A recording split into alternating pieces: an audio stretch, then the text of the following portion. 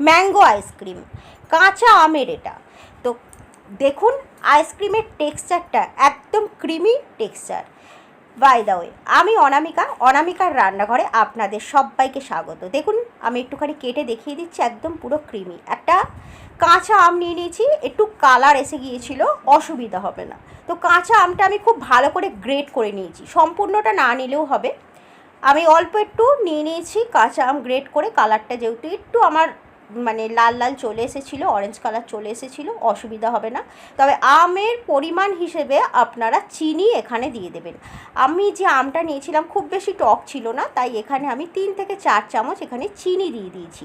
আর এই যে আপনারা মিশ্রণটা করছেন, একটু ফুড কালার দিতে পারেন, এটা অপশনাল। যেহেতু আমি কাঁচা আমের করছি তাই আমি একটুখানি কালার দিয়ে দিচ্ছি। তবে এটা আপনারা একটা কন্টেনারের ভেতরে রেখে দিয়ে এটা 1 বছর ইউজ করতে পারবেন। যখন আপনারা চাইবেন ম্যাঙ্গো আইসক্রিম খেতে, মানে কাঁচা আমের আইসক্রিম খেতে যখন চাইবেন, একটু মিক্সচার যদি এখানে আপনারা দুধের মধ্যে মিশিয়ে দিন তাহলে অসুবিধা হবে না। তো আমি এখানে অল্প একটুই বানিয়ে নিয়েছি। দেখুন সম্পূর্ণ চিনিটা কিন্তু এখানে গুলে গেছে।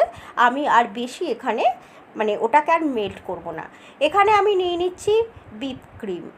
আপনারা চাইলে অবশ্যই আমুল ক্রিম নিতে পারেন, অপশন বলে দিয়েছি। এখানে কিন্তু দুধের যে মালাই বা সর দিলে হবে না, এখানে ক্রিমই নিতে হবে। তো ক্রিমের পরিমাণটা আমি 1 কাপ নিয়ে নিয়েছি এখানে। তো এই ক্রিমটাকে আমি কিন্তু খুব ভালোভাবে ফেটিয়ে নেব।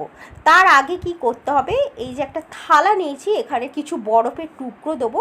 তারপর এই যে ক্রিমটা আমি নিয়েছি, এই বাটিটা বসিয়ে নিয়ে খুব ভালো করে ফেটাবো।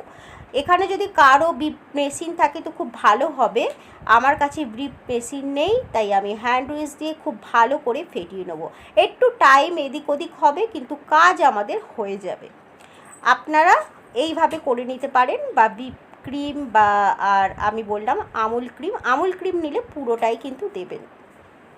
খুব ভালো করে ফেটাতে হবে যাতে এই ক্রিমটা ডবল হয়ে যায়, সেই হিসেবে আমাদেরকে ফেটাতে হবে। আরও কিছু বরফ এখানে দিয়ে দিলাম, কারণ মনে হচ্ছিল যে একটু বরফ কম হচ্ছে। আর এমনিতে যদি করেন তাহলে কিন্তু এটা ফুলবে না। দেখুন আমাদের ক্রিমটা অনেকটা বেশি ফুলে গেছে এখন, আর আমাদের আর বেশি এখানে মেল্ট করতে হবে না। যে মিশ্রণটি আমি কাঁচা আমের তৈরি করে রেখে দিয়েছিলাম, এখানে সম্পূর্ণটাই কিন্তু আমি দিয়ে দেবো। মানে 2 থেকে 3 চামচ যতটা আমার হয়েছিল সম্পূর্ণটা আমি দিয়ে দেবো। যত ভালো করে এবার আমি ক্রিমটার সাথে আমি মেল্ট করব, দেখুন কালারটা ঠিক ততটা পরিমাণে আস্তে আস্তে এখানে সম্পূর্ণরূপে কালারটা এসে যাবেন। যেমন আমাদের কাঁচা আমের কালার ছিল ঠিক সেইভাবে একটু ভালো করে কিন্তু এখানে মেল্ট করতে হবে। এইটুকু কাজ কিন্তু একটু ভালোভাবে এবং ধৈর্য ধরে আপনাদের সবাইকে করতে হবে। দেখুন যত ভালো করে আমি মেশাচ্ছি কালারটা কিন্তু ততটা আরও ডিপ বা গাঢ় হচ্ছে। এক সময় মেশাতে দেখুন একদম কাঁচা আমের কালার চলে এসেছে। আর কতটা ফ্লফি হয়ে গেছে আপনাদেরকে কিন্তু আমি বারবার দেখিয়ে দিচ্ছি ক্রিমটা কতটা ছিল আর কতটা পরিমাণ হয়েছে।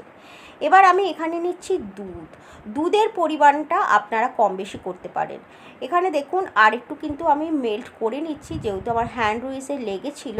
এই হাতে করে আমি এটা মানে একটু আঠা মতো হয়ে গেছে, তো তাই এখানে একটু হাতের সাহায্যেই আমি কিন্তু এই থেকে ছাড়িয়ে নিচ্ছি।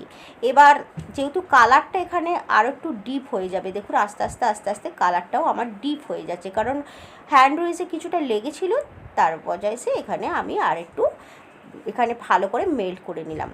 আচ্ছা দুধ আমি এখানে 2 কাপ দিলাম। প্রথমে 1 কাপ দিয়ে খুব ভালো করে আমি মেল্ট করছি, আবার পরেতে 1 কাপ দিয়ে আবার ভালো করে মেল্ট করে আপনারা যে কোনো টিফিন বক্স বা যে কোনো এই রকম অ্যালুমিনিয়ামের ফয়েলে আপনাদের যেটা সুবিধে মনে হবে তাতে এইভাবে বসিয়ে দেবেন।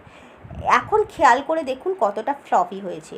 এবার আমি কিন্তু একটা ফয়েল পেপার, যে একটা ওপরের যে পাতা বা পেজ থাকে, সেটা খুব ভালো করে আমি মুড়ে দেবো, যাতে এখানে বরফ জমে। হতে দিলে কিন্তু হবে না।